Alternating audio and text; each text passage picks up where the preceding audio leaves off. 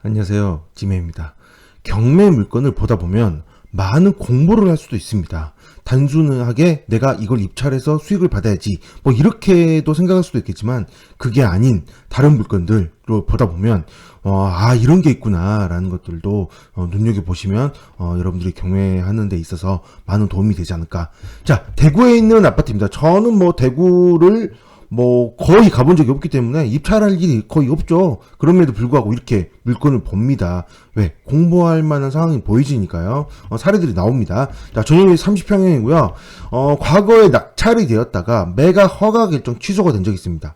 자, 그러면 왜 매각 허가 결정이 취소가 됐을까? 이런 것도 궁금하지 않아요? 일단 보겠습니다. 사용 승인은 2013년도이고요.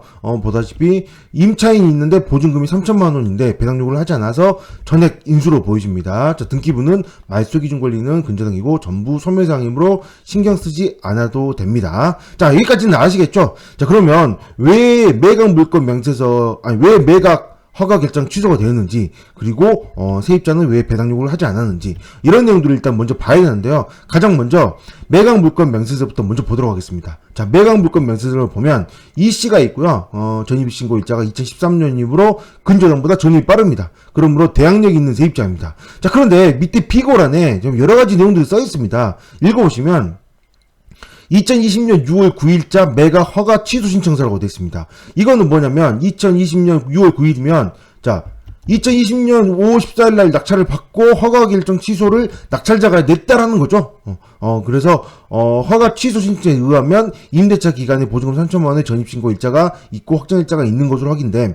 채무자금 소유자의 시가신적으로 임대차 관계 불분명. 채권자로부터는 소유자 김씨 작성에 무상거주 확인서가 제출됨 있고 대항력 여지가 있다고 됐습니다. 자, 여기에 좀 중점을 두셔야 됩니다. 자, 채권자는 돈을 빌려주는 근저당권자이겠죠? 근저당권자가 이런 무상거주 확인서를 갖고 있기 때문에 이거는 임대차가 아니다. 배당을 최우선 면제로 받아가면 안 된다. 뭐 이런 의미로 제출한 걸로 보여지는데, 자, 보다시피 소유자가 작성했습니다. 소유자가. 즉 임차인이 작성한 게 아니고 소유자 작성의 무상거주 확인서입니다. 이게 이제 하도 문제들이 많으니까 요즘 은행들은 전입자가 있다. 그래서 무상거주가 맞다. 일단은 전입을 빼라고 합니다. 전입이 있으면 대출 안 해준다라고 나는 가장 확실하니까요. 근데 정말 어떤 사정에 의해서 꼭 좀 무상거주 확인서를 받아야 된다. 그런 상황이라고 한다면 임차인이 작성을 하게 하고요. 임차인의 인감증명서가 첨부된 무상거주 확인서가 제출을 받도록 하고 있습니다. 요즘에는 그러거든요. 그런데 여기 있는 거 봐서는 과거에 있었고 보다시피 친척으로 보이는데 보증금 3천만 원에 3천만 원의 세입자가 있을 수 있을까 싶은 생각을 하게 됩니다. 어쨌든 소유자 작성의 무상거주 확인서가 제출되어서 대항력 여지가 있음이라고 표시가 되었습니다.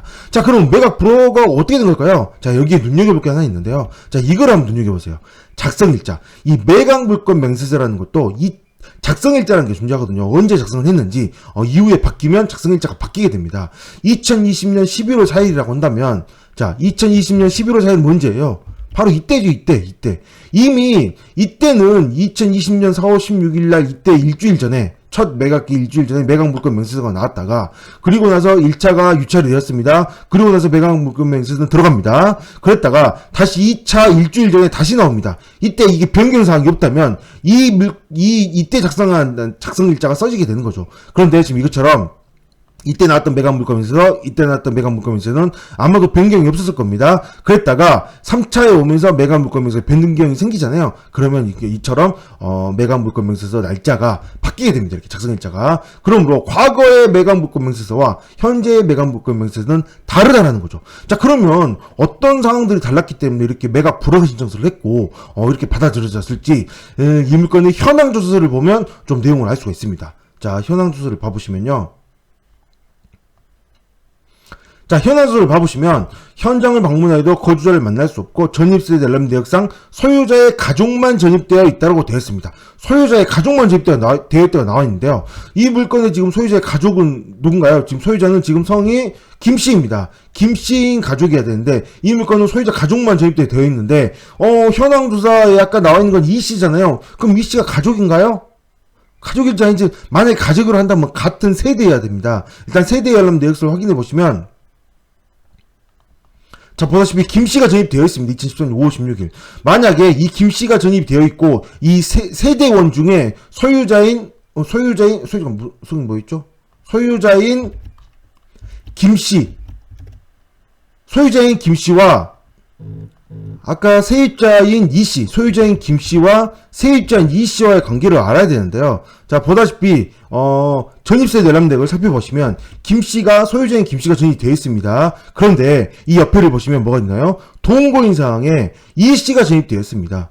동거인이라는 뜻은 세대주가 있고 여기에 최초 전입자가 나오는데 여기에 나눠져 있어서 동거인과 세대주는 같은 세대는 아니라는 겁니다. 다른 세대입니다. 동거인으로 등록되어 있는 상황이 있다 보니 이 동거인이 세입자가 맞다고 한다면, 진정한 세입자가 맞다고 한다면 보증금은 대항력이 있게 됨으로 있어서 낙찰자 인수상이 될 수도 있거든요. 이처럼 동거인으로 등록되어 있는 경우에는 이 전입일자를 꼭 눈여겨보셔야 됩니다. 근데 뭐 보면 소유자 2013년 5월 16일, 그 다음에 동거인도 2013년 5월 16일 날짜가 같습니다. 날짜가 같기 때문에 아무래도 가족일 가능성이 높긴 하겠지만 꼭 그렇지는 않다라는 거죠. 일단 확실하게 같은 세대는 아니라는 거예요. 같은 세대가 아니라는 뜻은 뭐예요? 그러면 가족일지 아닌지는 알 수 없다는 거죠. 물론 여기 매각물권 명세서에 나와있죠. 씨가 친척이라고? 즉 같은 세대가 아니라고 합니다. 자, 같은 세대가 아닌 상태에서 뭐 그럴 수 있잖아요. 어떤 집이 있는데 여기에 친척이 방 하나를 잠깐 들어와서 얼마 동안 살겠다라고 보증금 3천만 원을 주고 보증금 3천만 원을 주고 임차하는 경우 당연히 있을 수 있습니다. 뭐 확률은 굉장히 낮겠지만 없다고는 말 못하겠죠. 그래서 이 물건은 현황조사서에서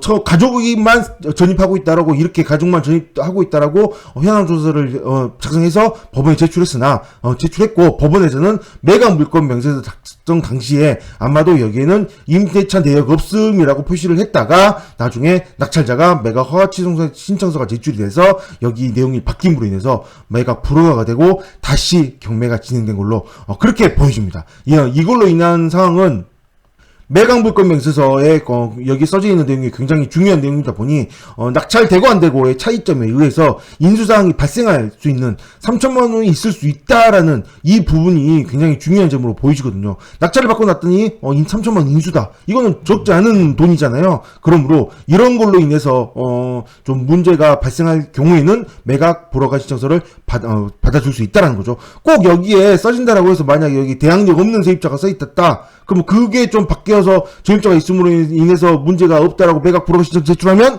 그거는 받아주지 않죠. 이처럼 영향이 있을 만한 물건에 대한 매각 불허가 신청서는 매각 물건 명세서에서는 받아주는 이런 경우를 볼 수가 있습니다. 그래서 어쨌든 이 물건은 이 3천만 원에 대해서 세입자가 대항력이 있냐 없냐라는 거는 낙찰자가 세입자하고 낙찰받고 나서 세입자하고 협상을 해봐야 되는 사항인 거죠. 이 3천만 원이 진짜인지 아닌지는 모르겠지만 이렇게 생각해 볼 수도 있습니다. 3천만 원으로 신고한 거 보면 과거 내역에 혹시나 이체했던 흔적이 있다라든가 뭔가 그런 흔적이 있다라고 한다면 이거를 가지고 지금 뭐 2019년 8월 1일날 확정일자 2019년 8월 1일이면 뭐 이때 확정일자 받은 거잖아요. 확정일자는 서류를 거짓말 할 수가 없습니다. 확정일자는 당연히 그 주민센터 가서 받아야 되는 거므로 확정일자는 거짓말 할 수 없으니 확정일자가 있는 거는 계약서가 과거에 있었다는 겁니다. 그 계약서 어떤 계약서인지는 뭐 살펴봐야 되겠지만요. 아마도 이때 낙찰받은 사람이 낙찰받고 갔더니 거기서 계약서를 내밀면서 보증금 인수에 달아 3천만 원 인수다라고 해서 그래서 매각 불허가 신청서를 낸 게 아닐까 그렇게 추정을 해볼 수도 있겠죠. 어쨌든 다시 경매가 나왔고 다시 한번 뭐 유찰이 될지 진행될지 낙찰이 될지는 알 수 없겠지만 낙찰하신 분은 이 3천만 원에 대해서는 일단은 인수상으로 보고 접근하시는 게 좋지 않을까 싶은 생각을 해보게 되는데, 만약에 낙찰받고 났더니 진짜 인수상이 아니다. 그럼 그거에 대해서는 다시 소송으로 다퉈봐야 되겠죠. 어쨌든 입찰하실 때는 3천만 원 인수상으로 보고 접근하시는 게 좋을 것 같습니다. 네, 여기까지 하겠습니다. 감사합니다.